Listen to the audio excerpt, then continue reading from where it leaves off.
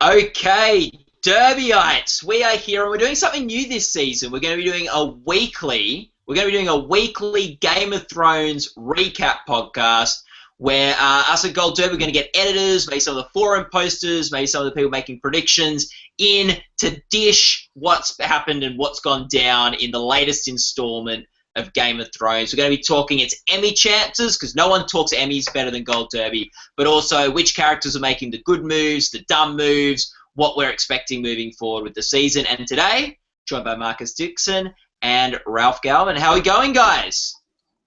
Awesome. Great. I have to sneeze. Okay, I'm good. Okay.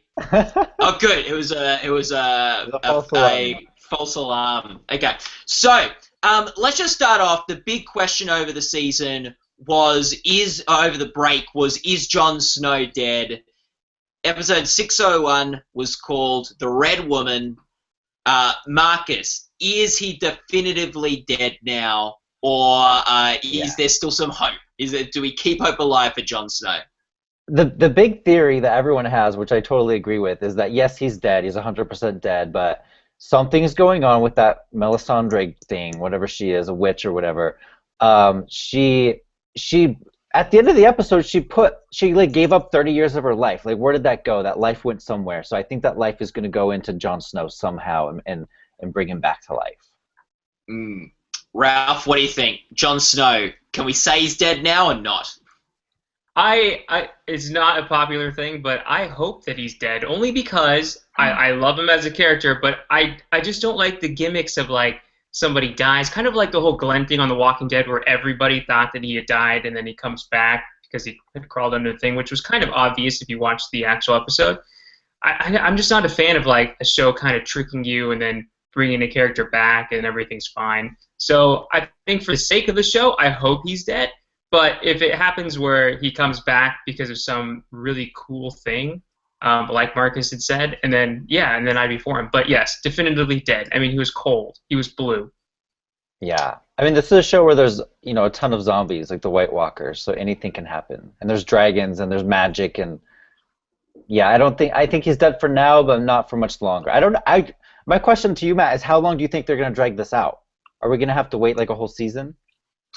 I reckon at least a couple of episodes. Like, I don't think next episode we're gonna have Jon Snow walking around having a drink with Tyrion and like sort of leading some battle or whatever. I think it's gonna maybe be a bit of a slow burn if anything's going on there. I think it's like an interesting one because like it was a good point, like Ralph with The Walking Dead. Like, they've really perfected if you don't see someone definitively die, they're not actually dead. And sort of like the fake out where you think a character's dead and they bring him back a couple of episodes later, turn out you didn't actually see them die. This would be sort of an evolution of that, where you have definitely seen the character die. They've gone out of their way to show us that his heart stopped, that he's cold, that his body's starting to like stiffen up and things. And still there's skepticism as to whether he's actually dead. Like, all these shows that have like for years been faking us out, we're now become so cynical to deaths. But I think he's probably going to be back. I just got a feeling. I think Jon Snow's... There's still some story in the Jon Snow narrative to tell. So I think he might be back. But like Ralph said, I might be a bit... Like, they've got to do it well. Like, there has to be... Like, because it can be annoying when death isn't final on a show.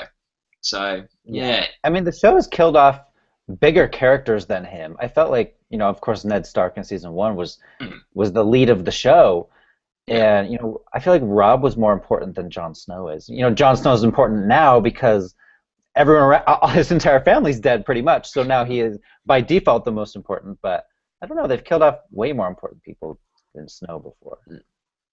I feel like the interesting thing was your Jon Snow. He might not have been as important as like a Ned Stark or a Robb Stark in terms of what we're seeing on TV, but their stories, like them dying, stirred the pot a lot. Like, it's sort of like it made the narrative go forward, both of their deaths, especially Ned's. Whereas I think Jon Snow, like, they sort of had set up this showdown with him and the King of the White Walkers, and like it just seemed like an odd time for him to die.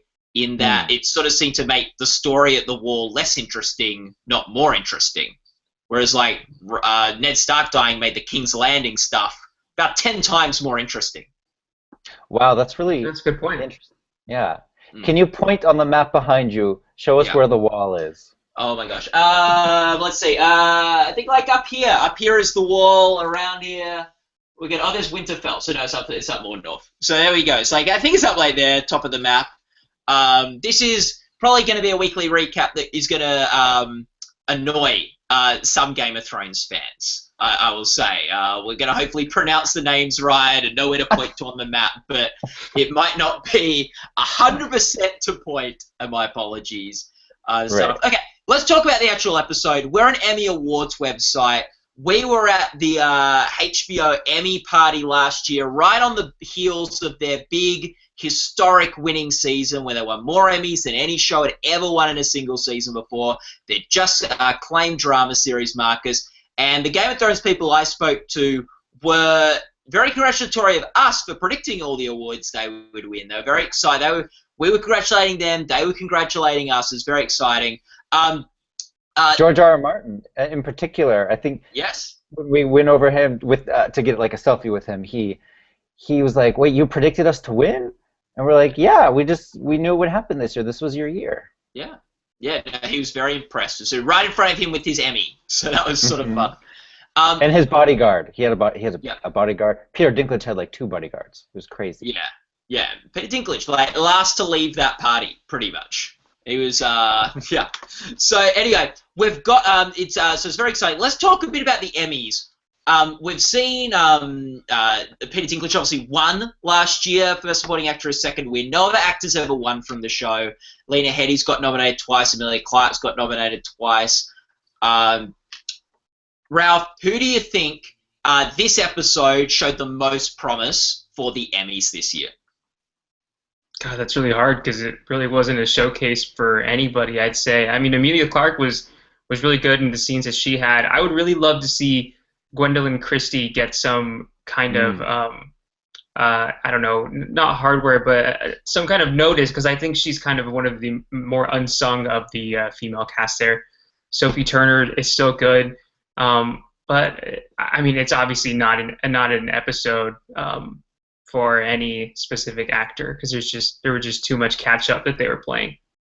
Yeah, it felt kind of like season finale part 2 as opposed to a whole new season's premiere. That's kind of my only issue was that like it was dealing too much with what happened last season. Very little new storylines started up. I feel like Game of Thrones often feels the pressure that a season premiere and a season final has to touch base with everyone. They have to sort of like, run the circuit, and it does so I see a bit rushed. And that's why often you get the second last or the third last episode of the season is the best episode of the season, because they don't feel the need to have to touch base in all the storylines, and they don't have to rush anything. That being said, like if a gun was put to your guys' heads and you had to say one actor had to submit this episode for the Emmys, which actor would you say to submit this episode? Marcus. I would agree Emilia Clarke, because she did have, that was a very long scene for Game of Thrones. Usually they cut up the scenes pretty fast, but that was a very long scene in a different language that's an entirely made-up language. And, she's at this point where she's being kidnapped, and she's being so strong about it. And the Emmy voters would absolutely love that defiance of, going against her captors, even though she could be beheaded and killed. And keep in mind, when Peter Dinklage won last year, he was only in the episode like 5 minutes, so I don't even know if episodes matter anymore. Ralph? I'm with Marcus. Emilia Clarke, I mean, she got whipped. You can't whip her and not give her something. I disagree with you guys. I think Lena Headey had the best episode for Cersei. I think she had the scene. She had the scene where she talked about not being a monster, and how that she always knew her children were going to die. It was a lot shorter, but I thought a lot more impactful. I agree that Emilia was very strong, but I feel like it was still a little understated for like what usually does well with the Emmy voters. I think like hopefully Emilia will have something better. Hopefully Lena will too. But I think that I actually think Lena that tape would have more chance of winning an Emmy for Lena than it would for Amelia. She does go from, being really, really excited because here she thinks she's going to see her daughter to, crying because her daughter is dead. Yeah. Yeah. I'm laughing for some reason. I was just gonna say. That's Cersei. She is my favorite character. Now that Joffrey's dead, Cersei's my favorite. I always love the villains. I don't know why. I do miss Joffrey. I do feel like he always made a scene more interesting. Not sure if I liked him, but I like it. I could never look away when Joffrey was on screen. Mm-hmm. Yeah. So anyway, I do think though, like, and you touched on this a bit, Ralph. Like, great night for the women on Game of Thrones. Like, I'm a lot more excited about the women. This Sophie Turner, Maisie Williams. Like, looks like they might have some good stuff later on in the season. I'm very excited for like all the women on this show. And I saw more potential Emmy prospects for them than even like Peter Dinklage, who, like, I'm not sure where his story is going to go this season. Right. It's almost like they're setting him up to take over. What's the town called? Marine.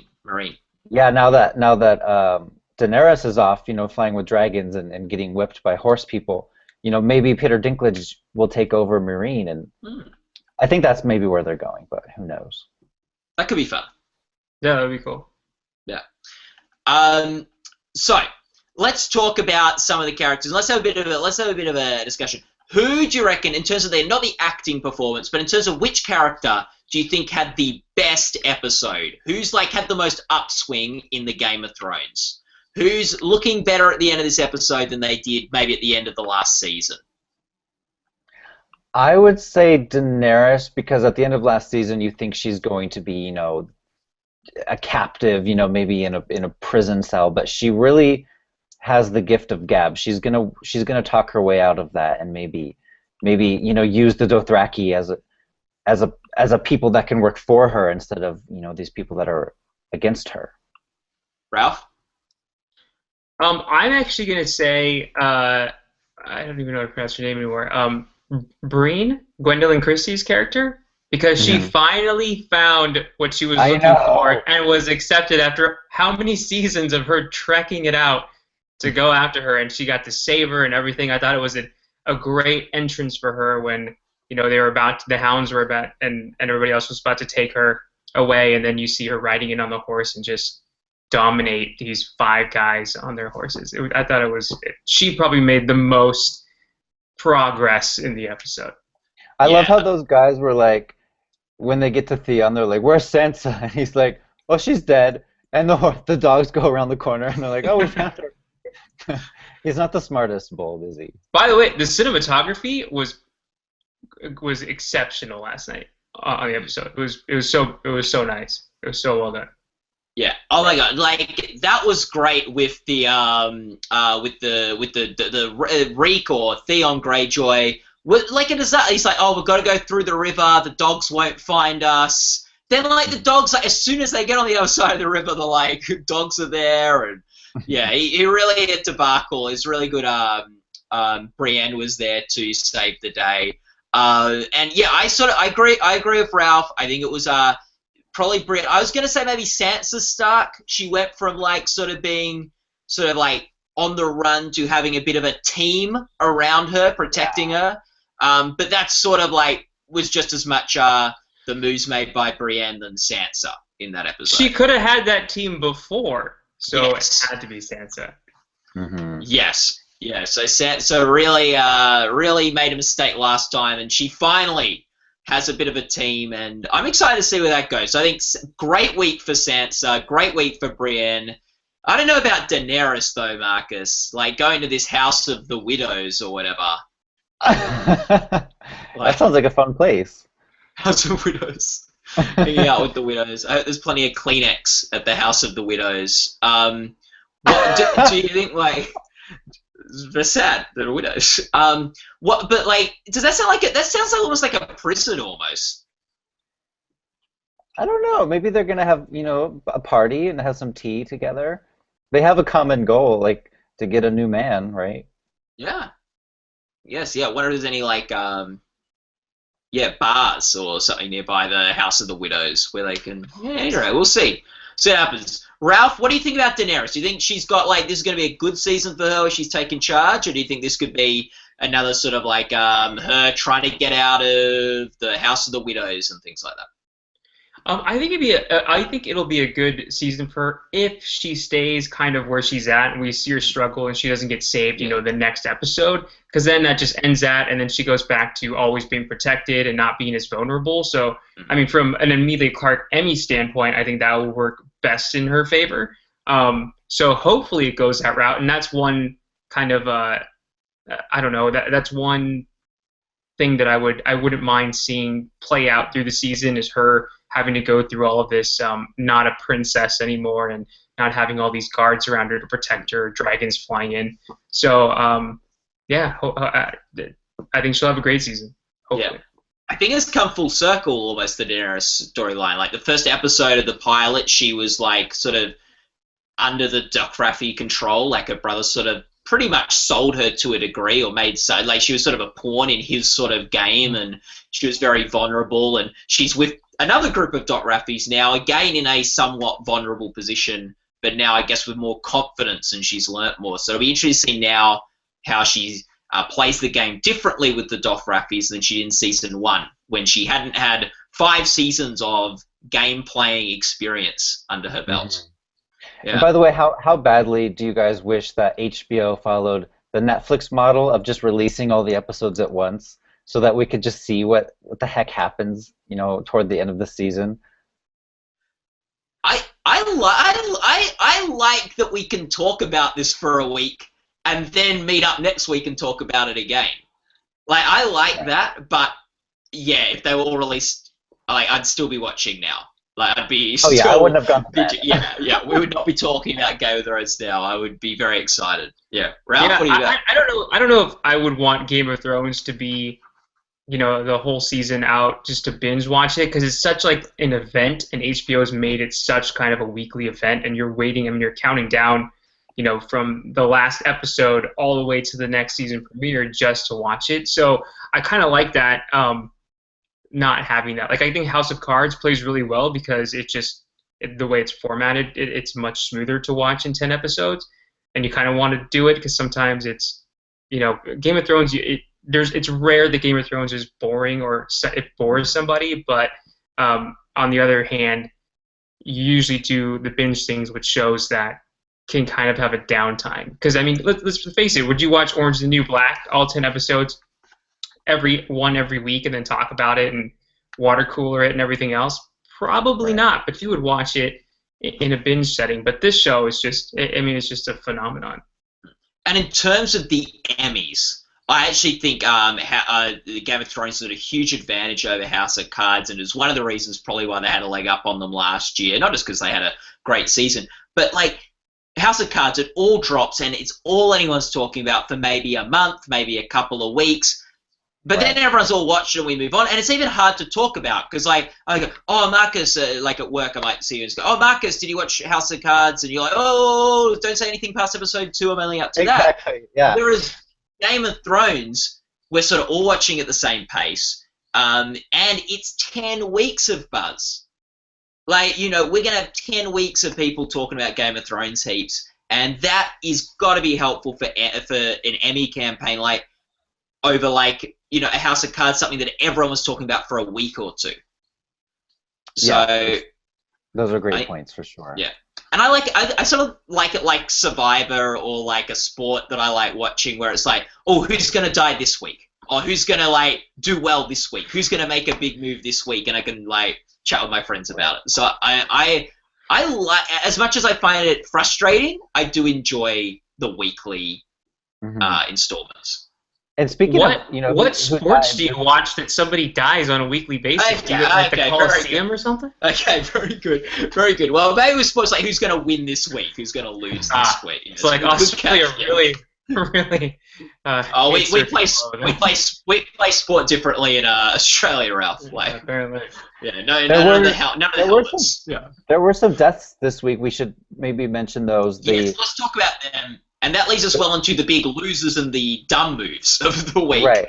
I So guess Marcus, I'll add another good one that we haven't mentioned. Someone who made a good move was Alaria. I think that's her name. The woman who killed the king of Dorne.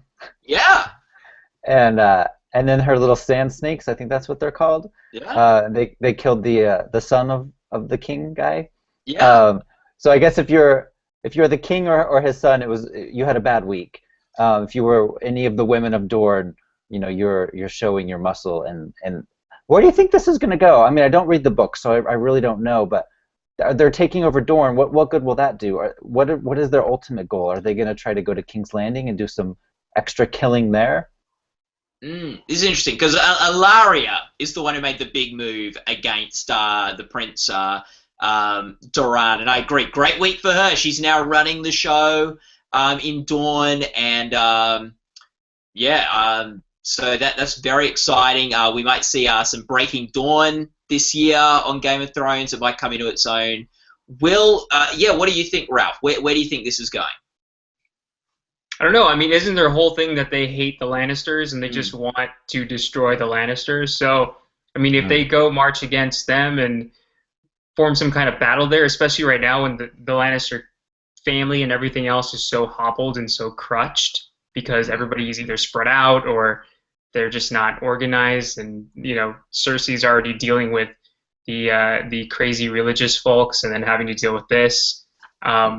I don't know. I think it could cause a lot of trouble over there for Jaime and etc. Everybody else that's in the kingdom, which would be kind of cool. But then I'm not sure if they're like the Sand Snakes are really like the greatest of rivals. Like you kind of feel like if the Lannisters can put an army together in a couple of days, they'll be able to take these people on pretty easily. Right. But who knows? Yeah. Do you think Cersei knows, or Jaime even, how their daughter died? They didn't really talk about that, unless I missed it, which is very possible. I'm sure Jaime probably does. I mean, or suspects. Yeah, because I'm sure he doesn't know who did it, but I'm sure he knows the way it was done. Because I mean, you don't really just like start bleeding out through your nose and your mouth by having like a heart attack at 16 or something. Right. Yeah, it's gonna be pretty interesting. I think like the Martells in Dawn, they need an alliance. I feel like if they team up with something like the Greyjoys or the Tyrells, then it gets very exciting. I think if they can build some coalition against the Lannisters, and now seems like the Prince Doran was very focused on keeping the peace with the Lannisters, and now there's no such pressure for them to keep the peace. So I feel like Dawn was a pretty boring storyline last season. I wasn't particularly invested. I think there was one cool fight in the desert, like a sword fight with Jaime. I think this could go in a couple of... I think I'm a lot more excited for Dawn this season. Right. And they're going to have to get all those ladies off of Dorne and bring them to King's Landing. Otherwise, what's the point of us even going to Dorne and visiting there anymore? Yeah, so maybe the biggest losers of the episodes were in fact the Lannisters as a whole. Yeah, like for no action of their own from this episode, but they could be the biggest losers. Do we think there is another claim to the biggest loser or the dumbest player this week on the Game of Thrones? We had Doran obviously died. That's not great. Who is there anyone else that we could think claim that title? Maybe two contenders. I mean, Maisie Williams, Arya. She's blind, so that sucks. And she fought someone with a stick and totally lost, like loser. And then there was Marjorie Tyrell, trying to see her brother, and they're like no, they're like you have to what's the word I'm looking for? You have to say that you're confess to your sins, and she's like, no, I'm not going to. So yeah, they both had bad weeks. I think I would agree just on Arya. I mean, just because the past couple seasons we've seen this little girl kind of grow into a fighter and always wanting to be involved and always wanting to kick ass as much as she could. And then this episode we see her in Mark Stretch, she's blind. I mean, from her own doing, but she's blind and she didn't even try when the girl threw her the stick, and she had like 2 coins. She probably lost those because she's blind. She doesn't know where they're at. She doesn't know where her little basket's at. So I think she just like totally lost this whole episode. Besides the Lannisters, I just feel bad that seeing her actually give up finally. So hopefully she'll get that motivation back to. Yeah, it's like classic storytelling where you just bring someone down to their lowest point so that they can then fight and become a hero. I think that's what they're doing with her. Yeah. I think I actually think there's quite a bit of like upswing for Arya this episode almost. It wasn't a good episode for her, but I feel like she's blind. She starts the episode at her lowest low, then this girl comes and beats her with the stick. But I think that's to try to harden Arya up, wake her, a bit of a slap on the face to say, hey, wake up, stop just sitting here begging on the street. You need to be able to fight. And it seems like she's going to be coming back every day and going to be training Arya, which again I think brings it full circle to season 1, where Arya was having all the sword lessons with her like wooden sword with that guy. Like I feel like we're seeing a few sort of like callbacks to season 1 with Daenerys and with Arya's storyline. Yeah, that's a good point. I don't know if you can claim it upswing if you're blind and you get beat up with a stick. I mean, there's not really much upswing there. I get it and I understand that, and that's what I thought too originally. Like, I mean, obviously the girl is trying to teach her how to fight and sense everything, kind of a Daredevil thing, I guess. Also, or actually on Netflix, that trying to boost her confidence back up and whatnot. But I mean, still, you're having a bad day that day. Yeah. Yeah, no, it wasn't a good day for Arya, but I think this season could be her being sort of refined by fire sort of season. Not Daenerys' fire, but just like, through adversity will make her a better fighter, I think maybe. Right. So, yeah, there we go. Did anyone else die in this episode? Did anyone deaths in the episode? No, just those 2 guys, I think, the prince and his son. Big, not huge deaths on Game of Thrones scales, but not like we saw a bit of them last season. So, and it will definitely mix up the game. Yeah. So, Marcus, you're at the season 2 premiere party for Game of Thrones. Season 7. Believe. Season 7. Yes. Yeah. Okay. What was that like? How do you find the any stories? What was like? Could be big stories, small stories. I have very, very, very tiny stories, so I'm going to start boring people now. But I was just surprised the entire cast was there. Everyone from Peter Dinklage and Lena Headey, Emilia Clarke, the High Sparrow was there, Jonathan Pryce. Even Faye Dunaway was there. I don't know if that means she's going to be a guest star. Maybe she's just a fan. But it was a huge Hollywood party at the Chinese Theater. The screening was the Chinese Theater. The after party was at the Roosevelt Hotel. And yeah, I was just seeing all of the Game of Thrones people interacting with each other. The big characters, the small characters. It was really, really cool. Yeah. What do you think? What do you? Yeah, like I think like that's surprising because Emilia Clarke didn't even go to the Emmys last year. She was nominated at. So it's good to get the whole. Yeah, good to get the whole cast along for that. Ralph, any other more thoughts on this episode of Game of Thrones? Any ideas on what might be afoot, or like, was it a good? Do you think they are in good stead to defend their Emmy title of Best Drama Series? Real quick, Marcus, I think you mean season 6, not season 7. Yeah, season 6. Sorry, yeah. Season 6. Yeah. Unless you got a super advanced screening that none of us know about, which would be awesome. No, what I see you meant 6. It is season 6. I'm a year ahead of you guys. Sorry, I know what happened. You're on Australia time, like Matt. Jon Snow's alive. Yeah. The actual episode, I actually thought it was really great. I thought it was really strong. I thought the pacing, the producing was awesome in this episode, and I thought it was really Emmy friendly because usually, the earlier seasons, I think its problem was it had so many stories and it would just jump around all over the place, and only if you were an avid follower could you actually follow those stories and decipher the difference between them. But this episode, we saw just like a really well put together story arc that kind of encompassed everything, and everybody's story intertwined really nicely. So I think it was great. Defend its Emmy title? I don't know. Last year we got 4 episodes, and I remember Marcus and I texted each other after we watched them and said this is winning the Emmy this year. But after just one, I don't know if you can say. House of Cards is really good. I think it's going to be between House of Cards and Game of Thrones this year. But we'll just have to see if Thrones is as good. But then again, popular vote. This is the most popular show. Who knows? Yeah, I would say Game of Thrones has a 90% chance of winning again because of the HBO factor. 90? Wow. That's 90%. huge. I would say House of Cards has a 9% chance, and the other 1% is every other show. Something else, yeah. Yeah. Okay. It's going to be on nominations morning, it's going to have more nominations than any other show, except for maybe O.J. Simpson on FX. Yeah. So we've got, let's say, Marcus, that, well, actually, what I think is, with this, is that Game of Thrones, I think, started pretty strong this season. I think they're on track to claim it again.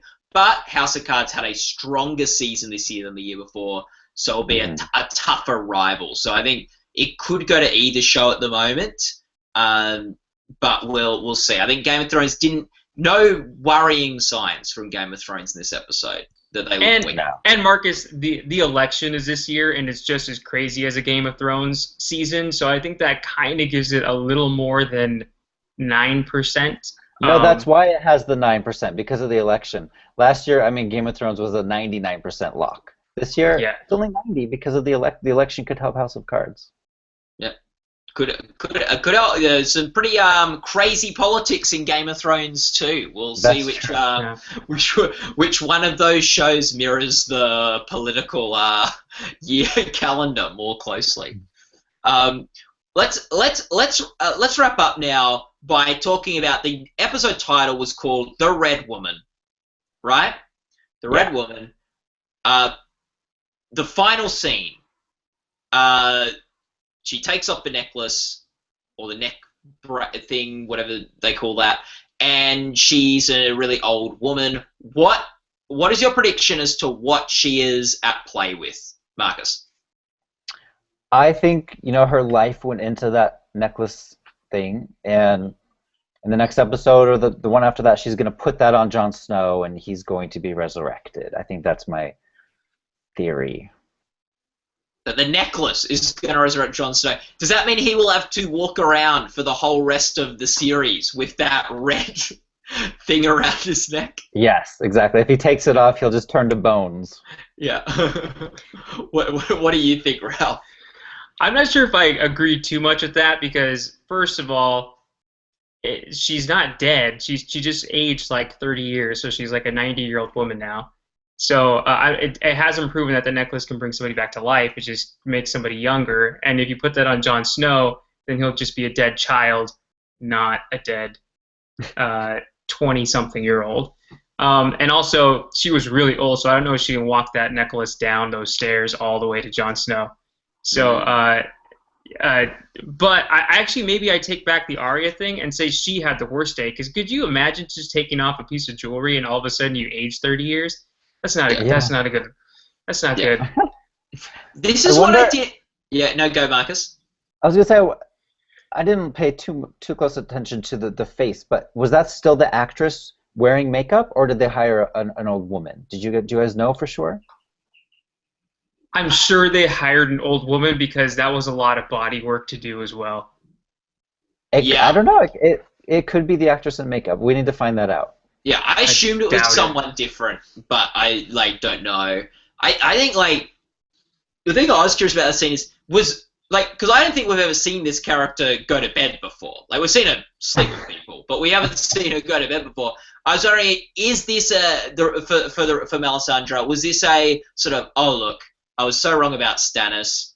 Everything's gone so bad. I'm just over it now. I'm just hanging up the robes, hanging up the whatever. Like I'm retiring from this whole red-haired woman witch business. I'm just going to bed now.